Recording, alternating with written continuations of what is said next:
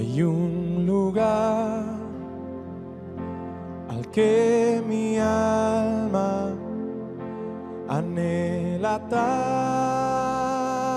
tanto por llegar, una ciudad donde hay descanso y gozo por la eternidad. Sé que pronto allá estaré, con mis ojos yo veré. Bien, buenos días. En esta mañana vamos a dar inicio con un breve repaso. Tuvimos un tiempo de una pausa, hicimos una pausa para tener el estudio de bibliología. Y ahorita vamos a ver, vamos a continuar con lo que es esta primera carta de Pedro. Así es que abramos nuestra Biblia en Primera de Pedro, capítulo 1. Lo que ahora vamos a ver, lo que hoy vamos a estudiar es el versículo 10, 11 y 12. ¿Sí? Y yo creo que vamos a llegar 10 y 11, pero ahorita vemos. Pero vamos antes que otra cosa a dar un breve repaso de lo que vimos del versículo 1 al versículo 8. ¿Está bien? Dice así: Pedro, apóstol de Jesucristo, a los expatriados de la dispersión en el Ponto, Galacia, Capadocia, Asia y Bitinia, elegidos según la presencia de Dios el Padre y en santificación del Espíritu, para obedecer y ser rociados con la sangre de Jesucristo, gracia y paz os sean multiplicados.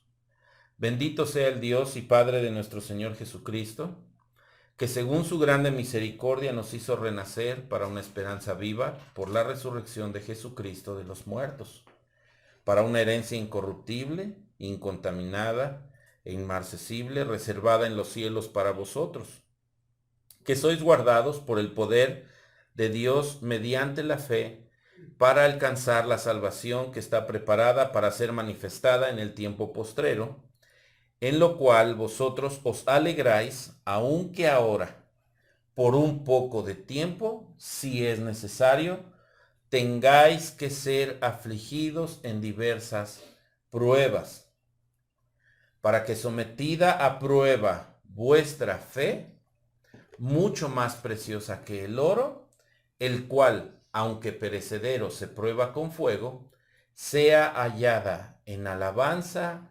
gloria y honra cuando sea manifestado Jesucristo, a quien amáis sin haberle visto, en quien creyendo, aunque ahora no lo veáis, os alegráis con gozo inefable y glorioso, obteniendo el fin de vuestra fe, que es la salvación de vuestras almas. Vamos a ver nosotros ahora el versículo del 10. Vamos a leer 10, 11 y 12 y esperemos en Dios nos dé tiempo de estos tres versículos.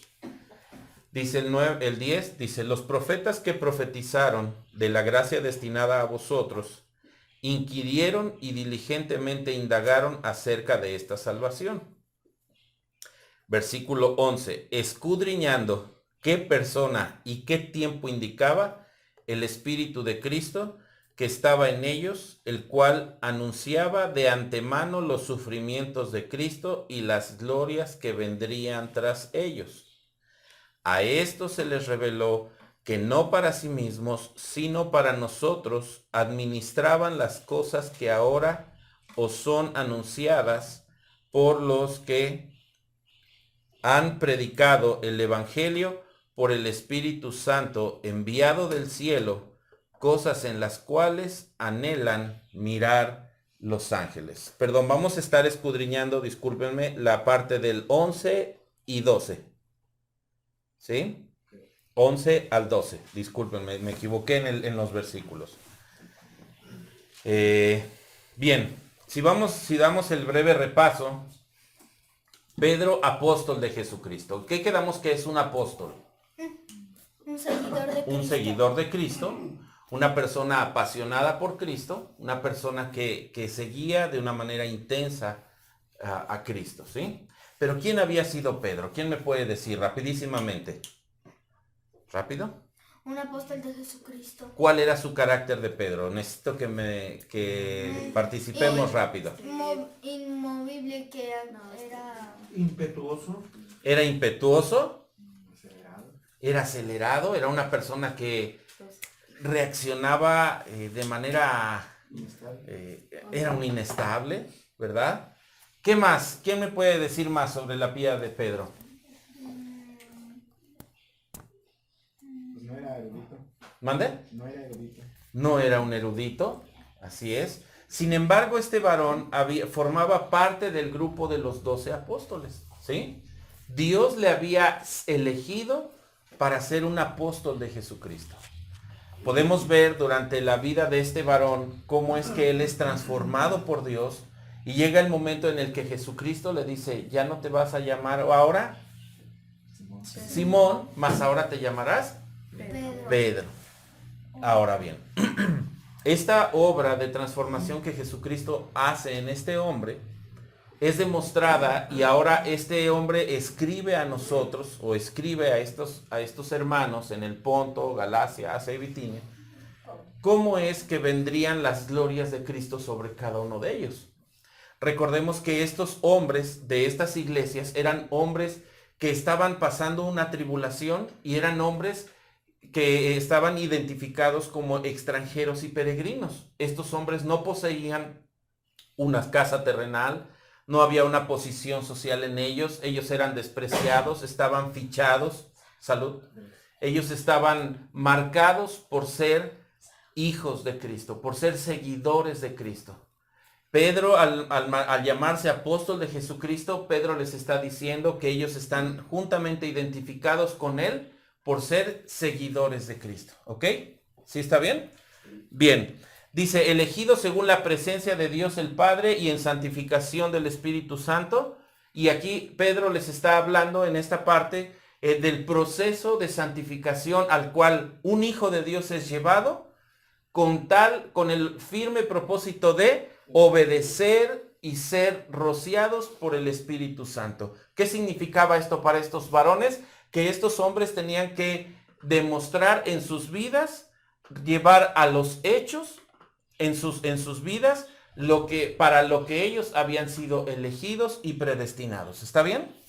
¿Sí? Dice, bendito sea el Dios y Padre de nuestro Señor Jesucristo, que según su grande misericordia nos hizo renacer para una esperanza viva por la resurrección de Jesucristo de los muertos. Pedro estaba llevando a estos hermanos a bendecir el nombre de Dios, a alabarle en todo momento, a estar agradecidos con él por esa misericordia, no fijándose en lo que ellos estaban padeciendo, en cómo es que ellos estaban sufriendo, sino que ellos se refugiaran en la cruz de Cristo, en la salvación que Jesucristo había ejercido por cada uno de ellos. Dice aquí, para una herencia incorruptible, incontaminada e inmarcesible, reservada en los cielos para vosotros. Es decir, que estos hermanos, todo eso que ellos padecían, ellos en este momento de los padecimientos que ellos estaban teniendo, de la persecución que ellos tenían en esos años, en estos tiempos, ellos tenían que voltear. Pedro les está diciendo, ustedes deben mirar a la cruz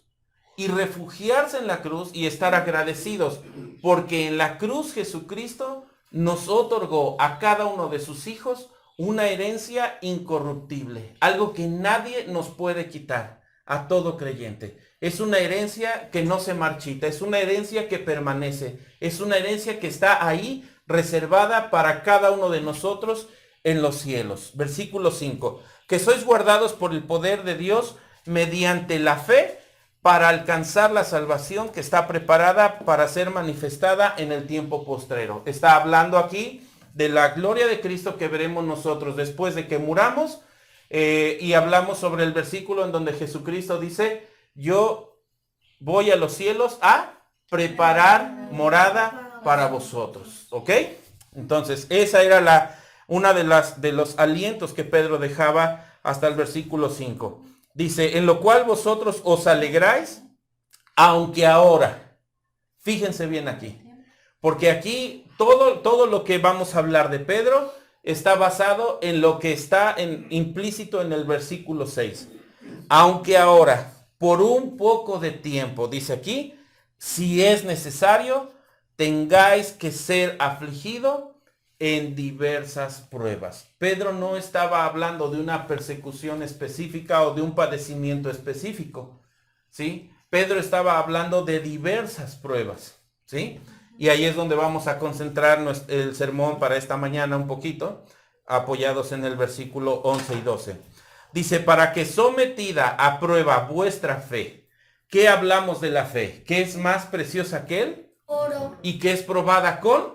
fuego. Fuego. Ok, entonces, dice aquí, para que sometida a prueba vuestra fe, mucho más preciosa que el oro, el cual aunque perecedero se prueba con fuego. ¿Cuál es el propósito de esto? Que sea hallada, ¿qué? Nuestra fe en alabanza, gloria y honra cuando Jesucristo sea manifestado en cada uno de nosotros. ¿Ok? Bien, dice, a quien amáis, a Jesucristo, dice, sin haberle visto, en quien creyendo, aunque ahora no lo vemos, os alegráis con gozo inefable y glorioso. Aquí hablamos sobre el versículo en donde este hombre de los discípulos, recuérdenme quién es, por favor, el que pidió la prueba para el costado. Tomás, gracias. Este hombre pide, dice, hasta que yo no toque la palma de su mano o toque su costado, no voy a comprobar que Jesucristo es. ¿Y cuál fue la respuesta que Jesucristo le da a este hombre? No sé si mete tu dedo en mi mano. Y no seas insensato. Incrédulo. Pero ¿qué es la aclaración que hace Jesucristo después? 1000 veces feliz, dice, para los que sin ver creyeron, ¿sí? Los que no necesitan ser un testimonio, ¿sí? De que Jesucristo vive, ¿no? Hablando en este punto. Bien, dice así en el siguiente versículo, dice, obteniendo el fin de vuestra fe, que es la salvación de vuestras almas. Los profetas que profetizaron la gracia destinada a vosotros, que vimos la última clase, dice, inquirieron, es parte de lo que vamos a ver hoy, inquirieron y diligentemente indagaron acerca de esa salvación. ¿Ok? Muy bien, vamos a leer versículo 11 y 12 entonces.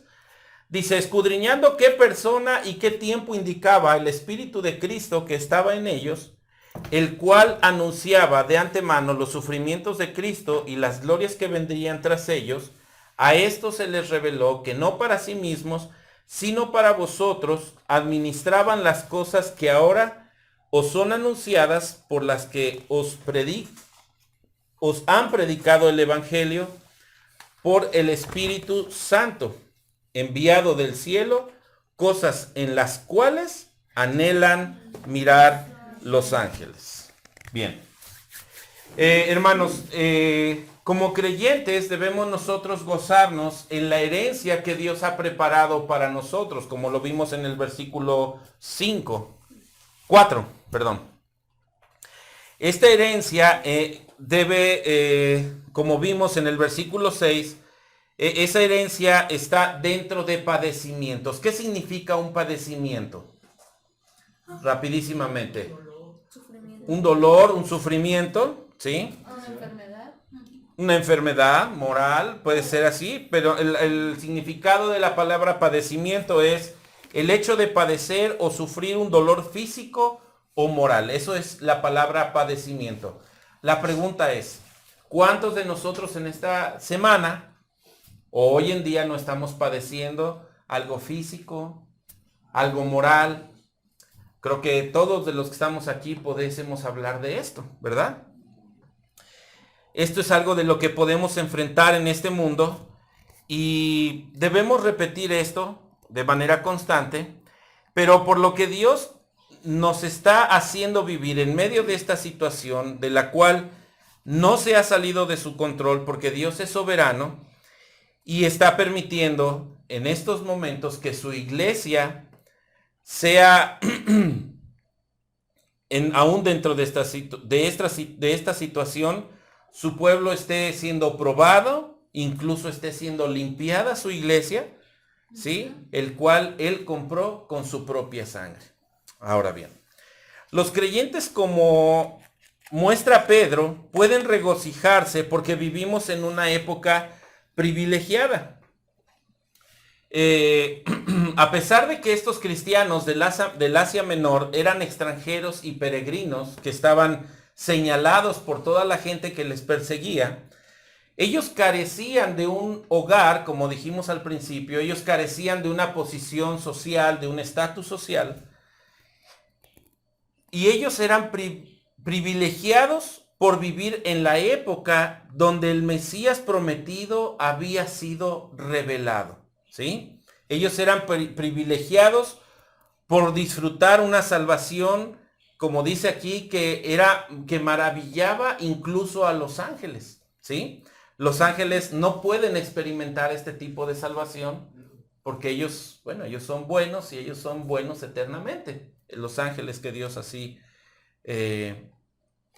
apartó, ¿no? Bien, entonces yo he titulado a este sermón Viviendo en una época privilegiada. Viviendo en una época privilegiada. Parecería contrario a lo que nosotros queremos o padecemos en el día a día, ¿no? A muchos, como hemos dicho antes, las empresas de hoy en día, los grupos estos de Herbalife y de toda esa estructura de economía, ¿no? Te hacen decir que eres un triunfador, que eres un éxito, ¿verdad? Y se enfocan en todo este asunto.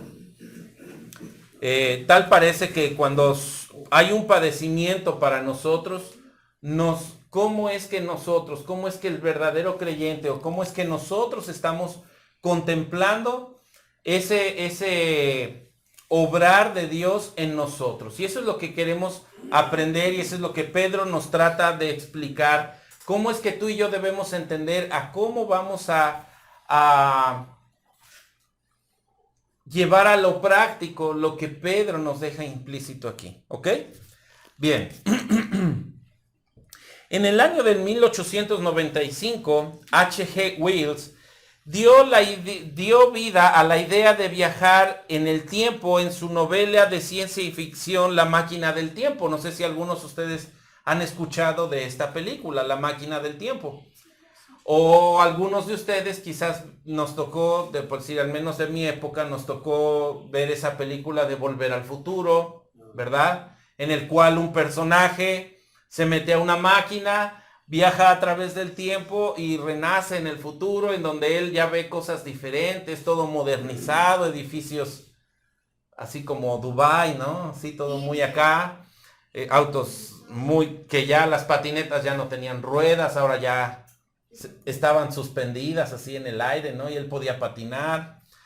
Y bueno, desde entonces nos ha intrigado la pregunta, ¿cómo sería viajar a una época diferente a la que tú y yo estamos viviendo el día de hoy? Seguramente sería padrísimo, o seguramente ha habido mejores tiempos que los que vivimos hoy, ¿sí? ¿A cuántos de aquí nos agradaría meternos a una máquina del tiempo, echarle una monedita, ¿verdad? Y viajar a nuestra época de la infancia? ¿Cierto? ¿Verdad? O cuántos no nos gustaría ver viajar al futuro, como decía esta película, ¿no? Y recordar tiempos que vivimos, o quizá algunos quisiéramos regresar a cambiar cosas que hicimos, ¿verdad? Hay una película que a mí me encanta, que me gusta verla con mis hijos y se llama Mi encuentro conmigo, en la que este hombre regresa a su época, a los 60s, ¿verdad? Y él corrige su vida, él da con qué es lo que lo llevó a vivir una vida tan amargada, se podría decir, y él cambia ese pasado desde aquel, y entonces él regresa al presente, y entonces él ya está transformado, él ya es otra persona, ya es humilde, ya es, después de haber sido una persona egocéntrica, ¿sí? Pero bueno, En fin, queremos viajar a tiempos mejores que los que vivimos actualmente. E indudablemente alguna época fue mejor que la que vivimos hoy por hoy. Si pasáramos tiempos más difíciles que estos, quizás quisiéramos meternos a esa máquina del tiempo y viajar a tiempos más pacíficos, a tiempos en los cuales nosotros podamos poder contemplar las glorias de Cristo. Yo me imagino que estos hermanos del Asia Menor hubiesen querido tener acceso a esa máquina del tiempo y viajar a una época en donde el pueblo de Dios no le fuese tan difícil vivir, y para ellos hubiera sido algo padrísimo probablemente, ¿no? Tan solo imaginemos en los lugares donde nos agradaría viajar. ¿Cuántos han tenido la oportunidad de viajar? ¿Alguien ha viajado en tren? Sí, mi suegra viajó mucho en tren, ¿verdad? Sí. ¿Cuántos han tenido la oportunidad de viajar en autobús? Yo creo que todos por lo menos al urbano sí nos hemos subido, ¿verdad? ¿Verdad? Unos hemos tenido la oportunidad de viajar en avión y cosas así, ¿no? Pero tan solo, no sé si les gustaría saber lo que a cada uno de ustedes, si nos hubiera gustado vivir lo que fue viajar tiempo atrás y vivir bajo el liderazgo de Moisés. No sé qué tantos de ustedes han analizado este tiempo, en donde Dios guió al pueblo de Israel de una manera visible. En la mañana se mostraba con una nube y en la noche era con una columna de fuego, ¿verdad? Bueno, o quizás quisieras estar frente a la corte del rey David y ver qué es todo lo que se daba ahí. O caminar con Jesús, quizás escuchar el sermón del monte. Quizás a muchos nos gustaría estar en ese momento, estar presentes en donde Jesús dio ese sermón de las bienaventuranzas, en donde Dios hablaba de manera audible y tú podías verle y podías escucharle y disfrutar cada palabra que salía de su boca. Pero en cuanto a este tipo de deseos, Pedro nos recuerda que la época en la que vivimos es más privilegiada aún que cualquiera de esas épocas. Aunque parezca contrario, ¿sí?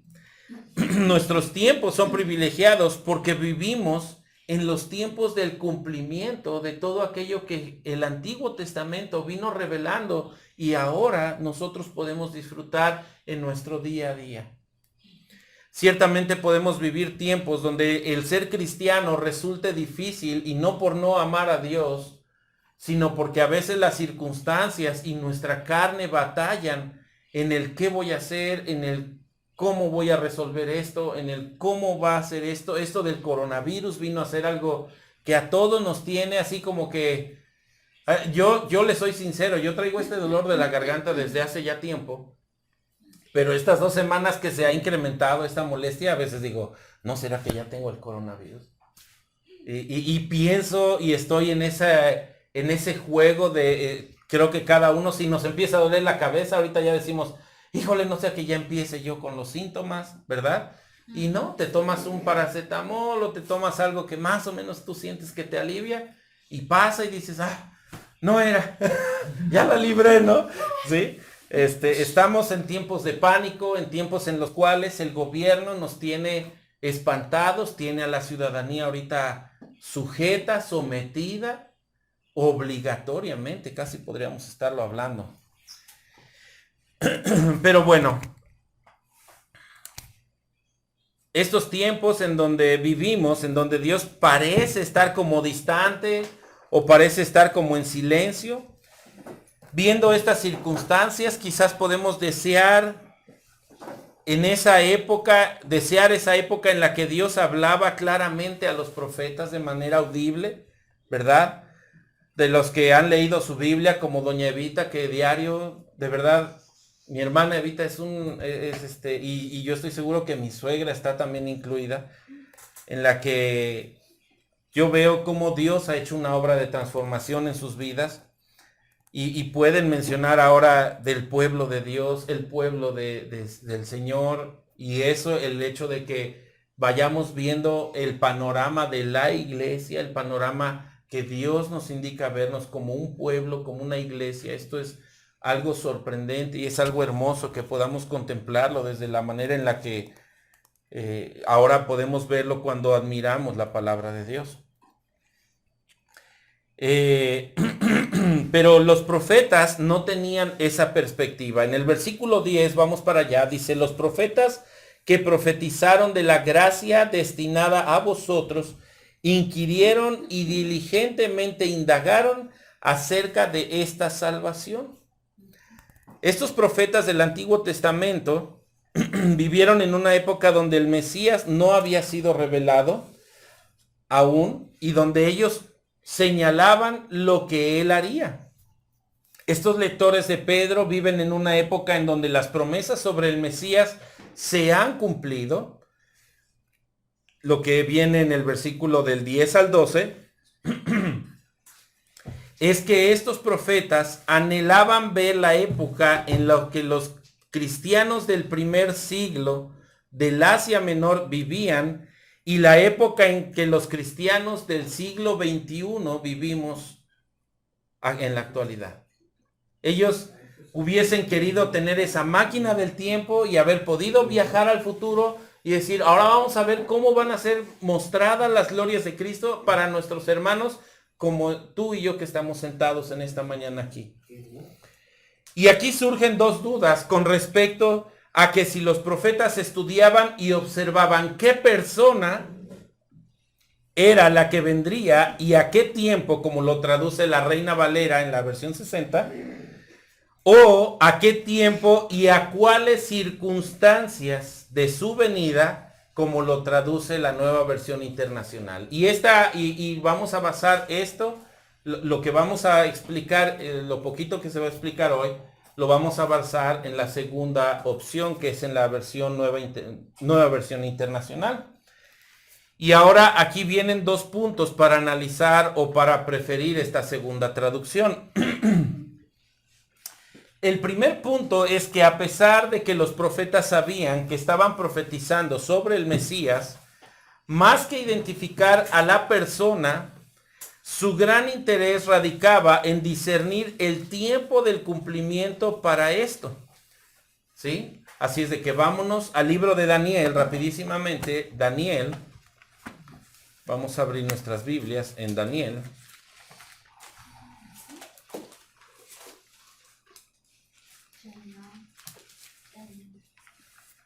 Daniel capítulo 8.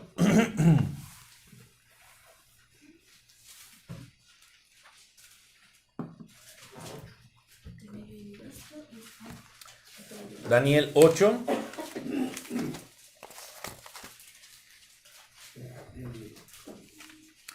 Y vamos a leer el versículos 13 y 14 y de ahí nos vamos a ir, abran sus Biblias en el 12, allá adelantito, capítulo 12, versículos del 6 al 13. ¿Ya estamos ahí?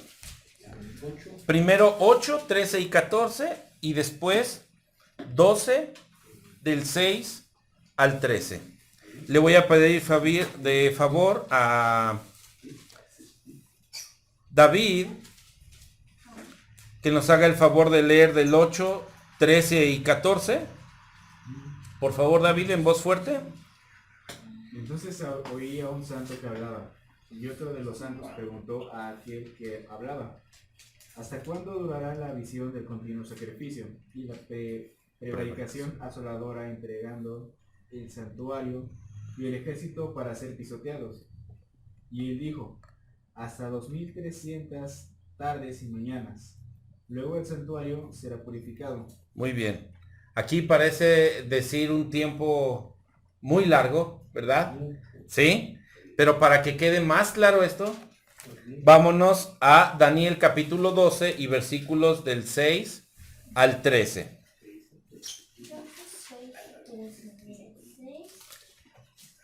¿Ya están ahí? Capítulo 12, doña Evita. Versículos del 6 al 13. ¿Están ahí? Muy bien. ¿Le puedes dar lectura, por favorcito, hijo? Claro. Fuerte. Y dijo uno al varón vestido de lino, que estaba sobre las aguas del río: ¿Cuándo será el fin de estas maravillas? Y oí al varón vestido de lino, que estaba sobre las aguas del río, el cual alzó su diestra y su siniestra al cielo, y juró por el que vive por los siglos, que será por tiempos y la mitad de un tiempo. Y cuando se acabe la dispersión del poder del pueblo santo, todas estas cosas serán cumplidas. Y yo oí, mas no entendí, y dije: Señor mío, ¿cuál será el fin de estas cosas? Él respondió: Anda, Daniel, pues estas palabras están cerradas y selladas hasta el tiempo del fin. Muchos serán limpios, y emblanquecidos y purificados. Los impíos procederán impíamente, y ninguno de los impíos entenderá, pero los entendidos comprenderán. Y desde el tiempo que se ha quitado el continuo sacrificio hasta la abominación desoladora, habrá 1290 días. Bienaventurado el que espere, y llegue a 1335 días. Y tú irás hasta el fin, y reposarás, y te levantarás para recibir tu heredad al fin de los días. Muy bien. Tiempo y la mitad de un tiempo, dice aquí, ¿no? Esto es un tiempo indefinido, hermanos, ¿sí? Recordemos que el número 7, bíblicamente hablando, es el número que representa a lo eterno o a lo perfecto. ¿Sí recuerdan esto? ¿Sí? Si recordamos en lo que es la literatura apocalíptica, por la parte del número 3,5, el número 3,5 es la mitad del 7 o de lo eterno, por así decirlo, ¿no? Entonces significa lo temporal o indefinido, algo desconocido completamente. Y eso es lo que aquí estos lectores de Pedro estaban analizando. Ellos querían definir a qué tiempo vendría el cumplimiento o la venida del Mesías para nosotros en los días de hoy. Pero bueno, sabemos que eso es algo que ni los mismos ángeles saben, ¿verdad? La palabra habla de ello, que ni los ángeles ni el mismo Hijo sabe a qué hora será la venida de nuestro Dios, ¿sí? Pero bien, en esta primera carta de Pedro, en este versículo 11, dice, en el versículo 10, dice que ellos inquirían con diligencia en querer descifrar el tiempo sobre el Mesías. Y más que identificar a la persona del Mesías, era discernir el tiempo en que se llegara ese cumplimiento, de que Él viene por su iglesia, ¿sí? Bueno, como punto número 2, entonces, el énfasis de Pedro parece estar centrado en la diferencia de los tiempos entre los profetas y sus lectores, quienes ahora experimentaban el cumplimiento de la profecía referida al Mesías. Lo que es claro aquí en esta parte es que Pedro reconoce a ellos, a los profetas, que se les reveló que no estaban sirviéndose a sí mismo. Esto es lo que sí les fue revelado a estos hermanos, que ellos no se estaban sirviendo a ellos mismos, sino que ellos estaban sirviendo a una generación futura, a varias generaciones futuras, ¿sí? A los cristianos del Asia Menor y a todos los creyentes en Jesús desde el Hechos 2 y desde el día del Pentecostés hasta hoy en día, hermanos, ¿sí? La palabra de Dios, recordemos que es ayer, es hoy y es por los siglos. Así es de que su palabra no terminará, es eterna su palabra. Ahora bien, entonces, estos creyentes estaban indagando y ellos hacían un doble trabajo a la vez.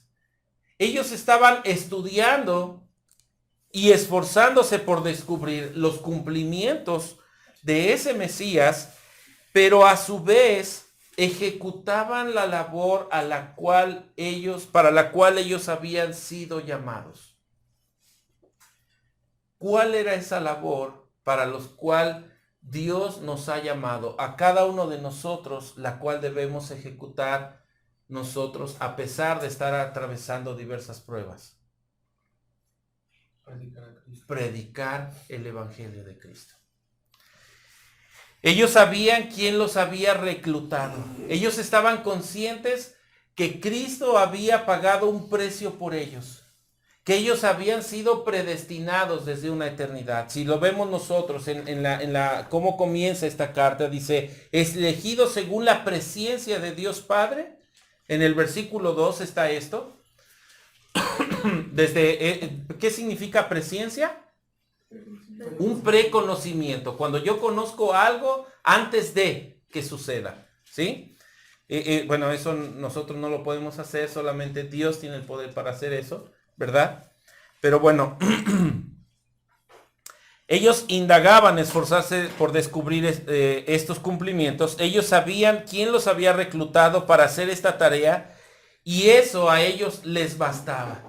Para ellos eso era suficiente, estar conscientes de para lo que habían ellos sido creados y para lo que habían ellos sido apartados, ¿sí?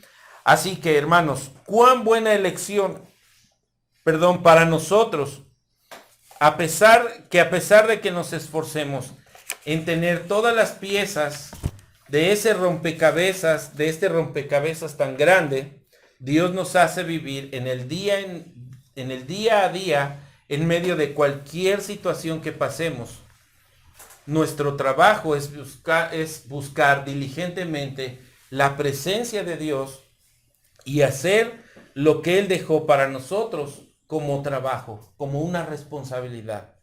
Predicar el Evangelio, sufrir el Evangelio y practicar el Evangelio, vivirlo. Y eso es lo que más nos cuesta trabajo, muchas veces. Es con lo que batallamos nosotros.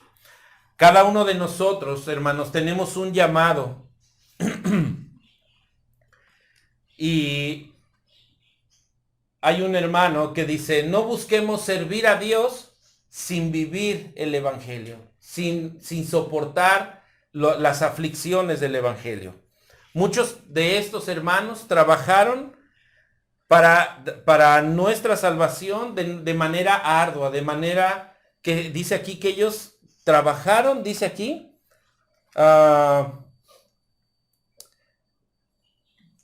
versículo 10, los profetas que profetizaron de la gracia destinada a nosotros, dice, inquirieron y diligentemente indagaron acerca de esta salvación.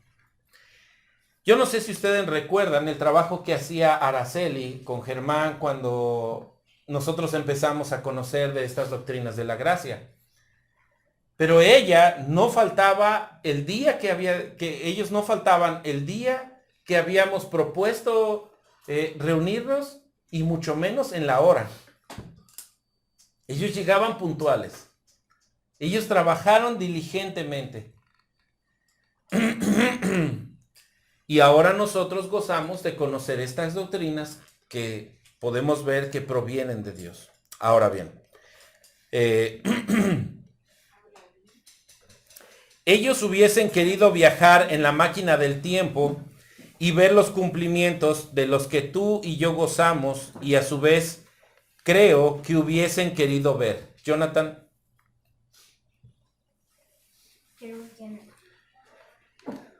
Que esta tarea que ellos hicieron no fue en balde. Y hermanos, quiero que comparemos esto con algo práctico. ¿Qué sentirías tú, escucha bien, que trabajas diligentemente en tu trabajo, te estás esforzando por cumplir con las normas de higiene, de horario, tú estás llevando un negocio al éxito, y ya que estás en el éxito, entonces tú dices, bueno, pues creo que ahora sí ya puedo poner a una persona que se haga cargo y yo hacerme a un lado. Tú capacitas a esta persona, le enseñas a esta persona, le explicas todas las reglas y en cuestión de menos de un mes, esta persona echa abajo tu negocio. ¿Qué sentirías? Te costó 10 años trabajarlo, te costó 10 años levantarlo y en menos de un mes se fue para abajo. ¿Qué sentiríamos? Una decepción, habría quizás un coraje, ¿verdad? Habría una frustración. ¿En qué fallé? ¿Por qué no? ¿Qué fue lo que no le expliqué? ¿Verdad? Yo creo que habría en nosotros una impotencia, un coraje y una angustia de poder decir por qué y qué fue lo que pasó, ¿verdad? Bien, de la misma manera, todo el esfuerzo, hermanos, que estos hermanos hicieron en aquellos años que trabajaron, se refleja en lo que tú y yo hacemos en el día de hoy. Y es aquí donde nosotros queremos concentrarnos en esta mañana y preguntarnos, ¿qué es lo que tú y yo hacemos hoy por anunciar el Evangelio de Dios? Muchos queremos y esperamos tener grandes ministerios, y no es malo. Pero nosotros, ¿qué tanto estamos practicando el día de hoy el evangelismo? ¿Qué tanto estamos anunciando las glorias de Dios? Y eso es algo que debemos nosotros analizar. Tengamos presente que esa tarea que ellos desarrollaban lo hacían sabiendo que los que disfrutaríamos de ese trabajo que ellos hicieron, lo íbamos a disfrutar tú y yo en estos tiempos. ¿Y cuántas generaciones han pasado? Y estas verdades tan hermosas nos han sido enseñadas, y cómo estamos correspondiendo nosotros a estas verdades. Ellos son un ejemplo para nosotros, y ese mismo grado de entrega desea Dios de cada uno de nosotros.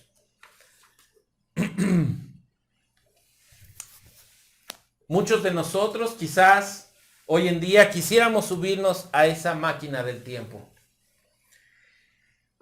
Pero seguramente en el corazón de muchos de nosotros quisiéramos viajar, o no existe en nuestros más mínimos planes viajar en esa máquina del tiempo para disfrutar las glorias de Cristo, sino disfrutar un deleite terrenal y material, algo pasajero simplemente. Yo les hablo de manera personal, y yo sí, y junto con mi familia decimos, qué padre sería irnos a unas vacaciones a la Ribera Maya, ¿verdad? Allá por Baja California, por Los Cabos, ¿verdad? Con los ballenitos. Pero mi pregunta en esta mañana es, ¿has meditado a dónde te gustaría viajar si tú pudieses hacerlo? Hace unos días estábamos platicando la familia de mi hermanita y nosotros aquí en casa, y platicábamos de tiempos que vivimos con papá y mamá cuando nosotros teníamos la edad de mis hijos, un poquito más chicos.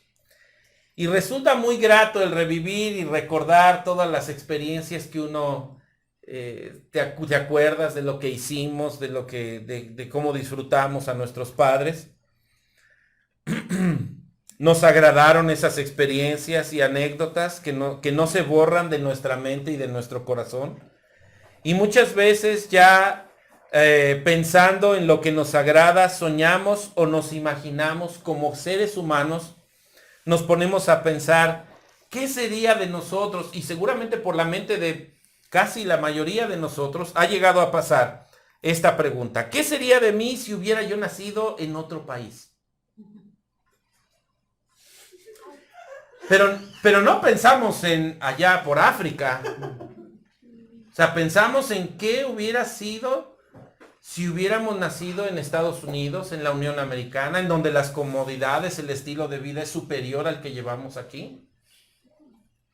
Y no hablemos de un Dubái, ¿verdad? En donde toda la gente y la sociedad se caracteriza no por tener una mascota, un perro, un Doberman, un Pitbull, sino donde sus mascotas son leones, son tigres, son aves exóticas. Qué padre sería vivir ahí. Nuestra carne disfrutaría tanto el estar en medio de tantas riquezas y comodidades.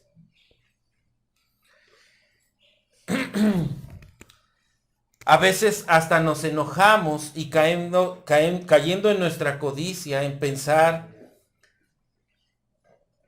¿qué hubiera sido si nosotros hubiésemos nacido en otro lado? Despotricando de que tuve que haber nacido aquí. Y para acabarle estoy en banderilla, pueblucho. Y luego el nombre de la colonia, Rancho Viejo, valiendo. ¿Cómo es posible si yo soy un hijo de Dios? Yo debí de haber nacido allá por Dubái, por, no sé, Estados Unidos. por Inglaterra, a pie de la Torre de París, para que la cigüeña me baje de ahí, con mi pañito de pañal ahí. Rodeados de comodidades, menospreciamos lo que Dios nos ha dado, lo poquito que Dios nos ha dado y lo menospreciamos, lo hacemos a un lado.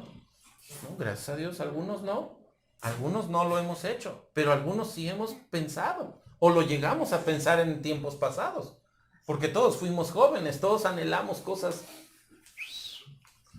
Qué bueno, gracias a Dios. Pero puede llegar a pasarnos. Cada uno de nosotros quisiéramos subirnos a esa máquina y vivir en otras cosas.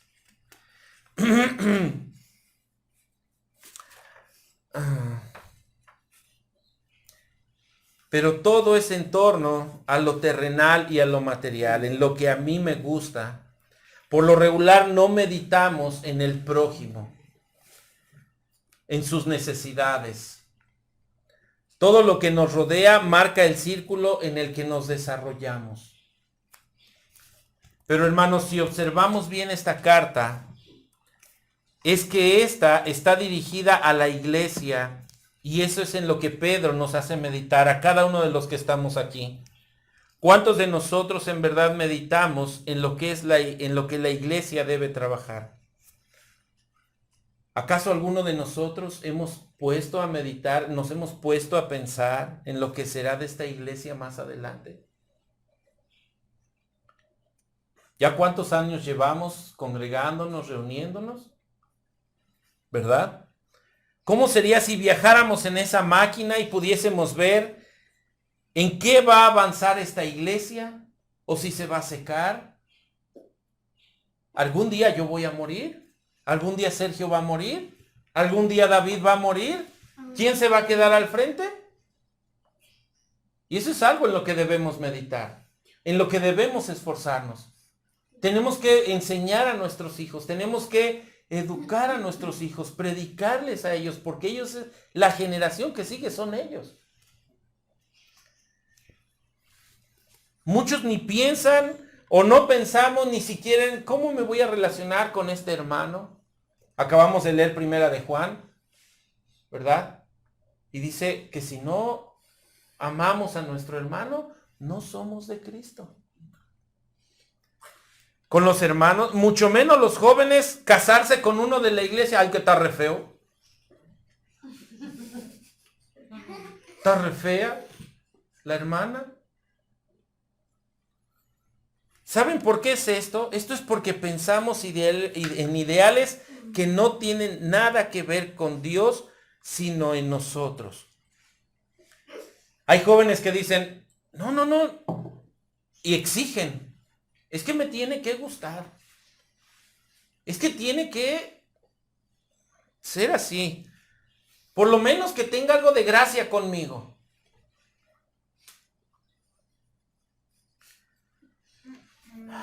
Pero no lo encuentran porque su Dios no es el Dios de las Escrituras. Su Dios son ellos mismos.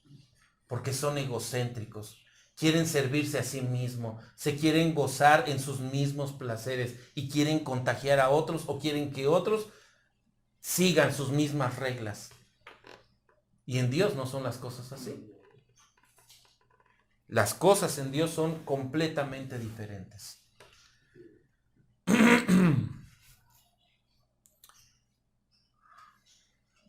Exigimos tener algo en común, pero ni siquiera buscamos a Dios con un mínimo interés. Ay, pues cuando menos que tenga yo en algo que ver con él, con esta persona. Pero no queremos nada con Dios. ¿De verdad anhelaríamos meternos en esa máquina y soñar con las glorias de Dios y sus propósitos sean vivos en nuestros corazones?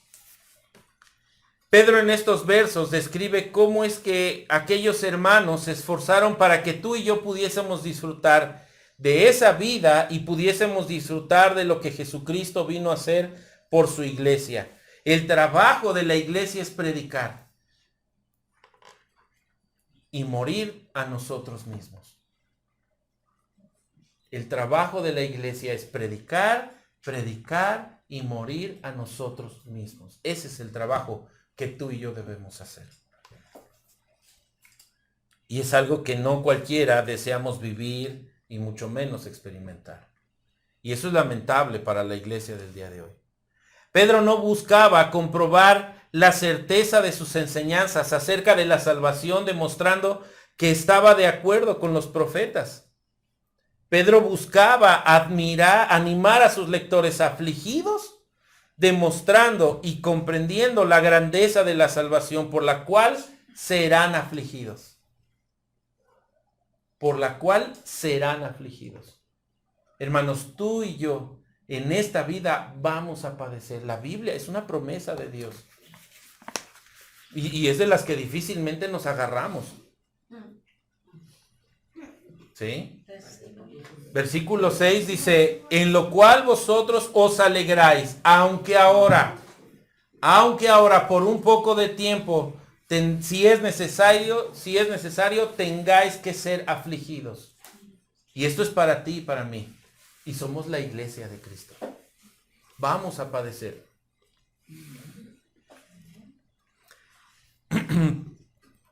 De igual manera, ese mismo ánimo debe estar en nosotros en estos tiempos que Dios nos permite vivir, lejos de que causen algún tipo de tristeza, desesperación o angustia. Debemos recordar como iglesia esa gran salvación que Dios nos ha provisto y cada uno y lo que representa para el cuerpo del Señor. Miren, hermanos, los profetas del Antiguo Testamento deseaban ver exactamente esa gracia del nuevo pacto que venía. Y al profesar por el Espíritu Santo, sabían algo de sus sufrimientos y de sus glorias, pero mucho menos de lo que ellos querían ver. ¿Sí? Ellos no tenían esa máquina del tiempo, ni pudieron viajar para ver cómo sería el sufrimiento ni los padecimientos del Mesías. Ellos no se imaginaban la función de la obra que Jesús haría, cómo abarcaría en nuestros tiempos. Los profetas se encargaron de hablar lo que los apóstoles dejarían por escrito como hechos.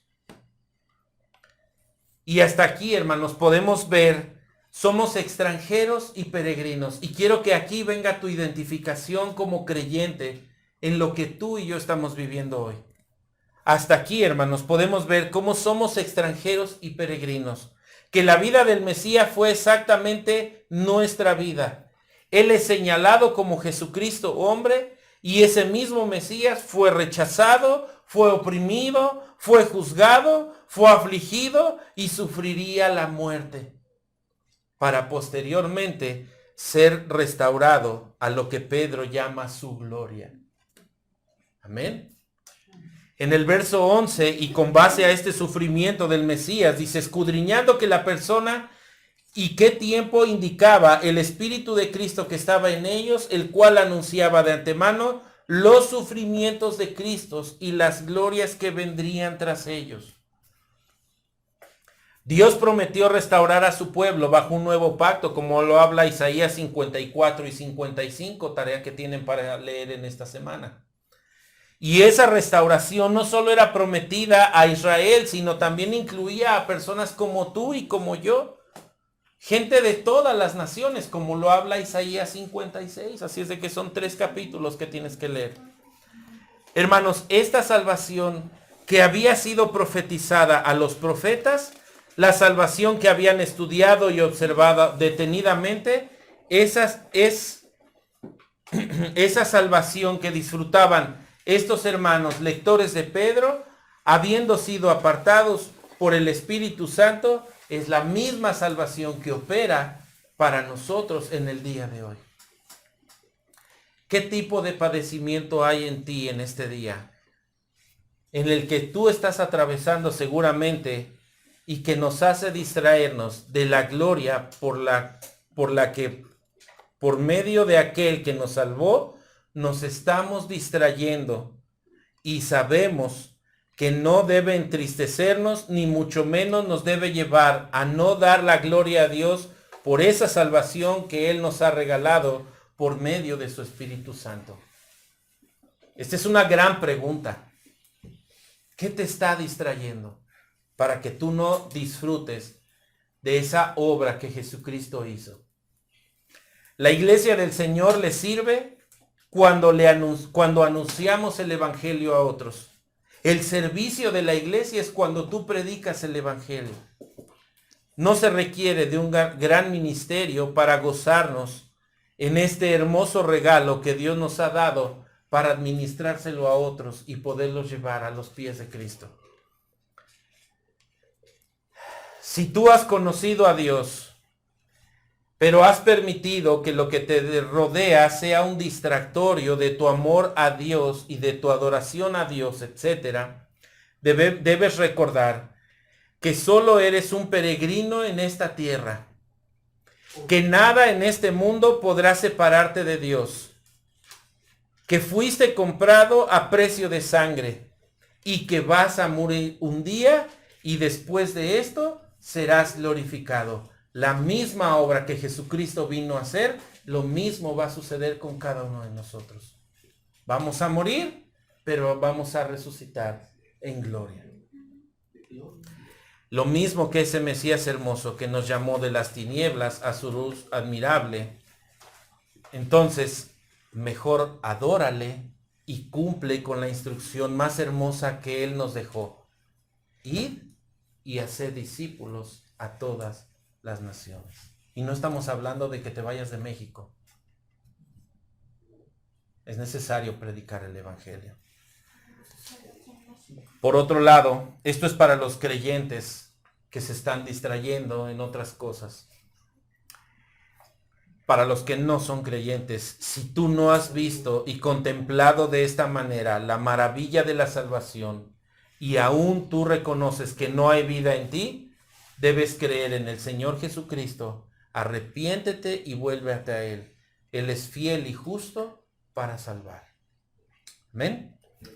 Hermanos, que su palabra sea de bendición para nosotros. Que las glorias que estamos contemplando en esta parte de la palabra de Dios, nosotros podamos llevarlas a cabo. Dios está hablándonos. Él está insistiendo y debemos obedecerle. ¿Está bien? Que Dios les bendiga, hermanos. Vamos a orar.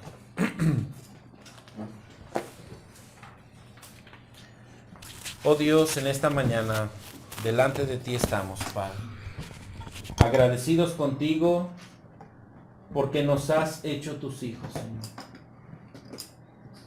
Gracias, Señor, porque no nos hace falta nada, Señor, hasta este momento.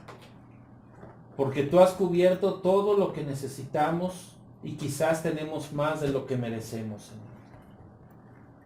Si analizáramos, Señor, nuestra vida, hiciéramos un examen exhaustivo de qué es lo que merecemos, solamente caeríamos en la conclusión de que merecemos solo tu ira, Señor. Por el comportamiento que hemos tenido, por la vida que hemos llevado, porque no hemos analizado y no nos hemos refugiado en la roca que es Cristo Jesús, porque nos han invadido los placeres de este mundo, el trabajo de este mundo, los negocios de esta vida. Y Señor, te pedimos perdón en esta hora si es que nosotros hemos dejado entrar una preocupación externa a tu gloria en nuestras vidas. Y te pedimos, Señor, que por medio de tu Espíritu Santo tú vengas y traigas a nosotros primeramente el perdón y después, Señor, traigas a nosotros el consuelo necesario. Que tú traigas a nosotros, Señor, ese ánimo pronto para nosotros cumplir con lo que tú nos demandas, Señor. Sabemos, oh Dios, que en cada uno de nosotros tú trabajas en áreas diferentes, Señor. Que tu palabra es aplicada de manera diferente en nuestras vidas, pero que solamente hay una instrucción en ella, Señor. que solamente hay una verdad en ti, Señor. Rogamos que estas verdades, Señor, que nosotros estamos conociendo y aprendiendo, sean para nosotros, oh Dios, cada vez más enfocadas en ti, Señor. Permítenos llevar nuestra vida a centrarte en ti, Señor, a centrarnos en ti, en qué es lo que tú quieres, Señor. Y también, Señor, a tomar las decisiones necesarias, Señor, y que en las cuales podamos sustentar nuestra vida, Señor, nuestros cuerpos, oh Dios, y que esto que nosotros podamos ver y anhelar muchas veces, Señor, sea para nosotros algo hermoso, que podamos contemplar estas verdades de manera en la cual nuestras vidas estén tranquilas en ti, Señor, gobernadas por ti. Tú eres el Dios que controla todo en este universo, Señor. Reconocemos que nada de lo que está sucediendo se ha salido de tu control, a pesar de que muchas personas pueden ver como si algo se escapó de tu mano, Señor. Pero sabemos que tú permites todo para un beneficio de tu pueblo, Señor. Te rogamos que a cada uno de nosotros nos hagas entender, nos des la sabiduría necesaria, Señor, para poder dirigirnos, conducirnos como tú deseas en este mundo. Sabemos que mucha gente nos va a identificar y nos va a menospreciar.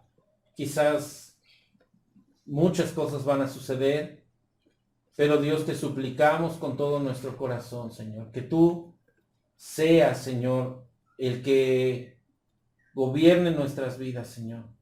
Y perdónanos porque muchas veces hemos avergonzado tu nombre, Señor.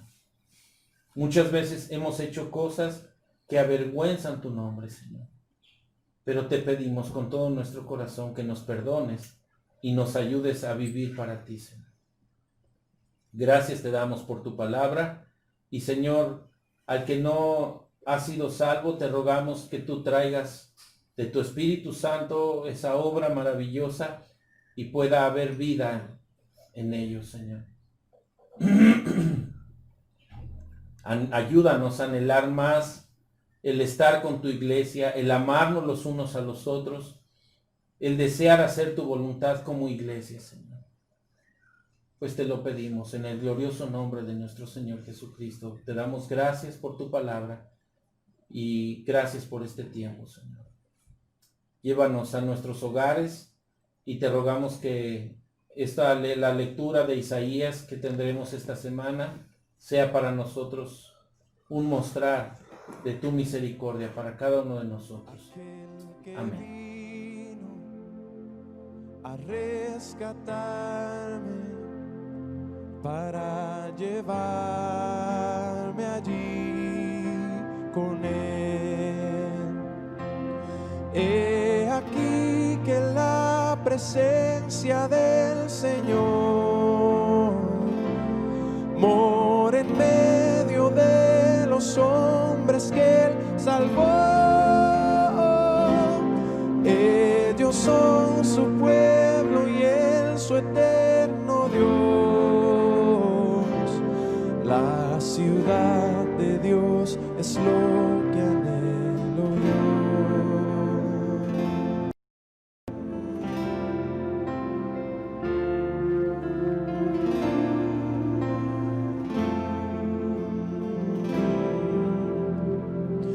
Hay un lugar resplandeciente donde no hay más oscuridad, no existe más.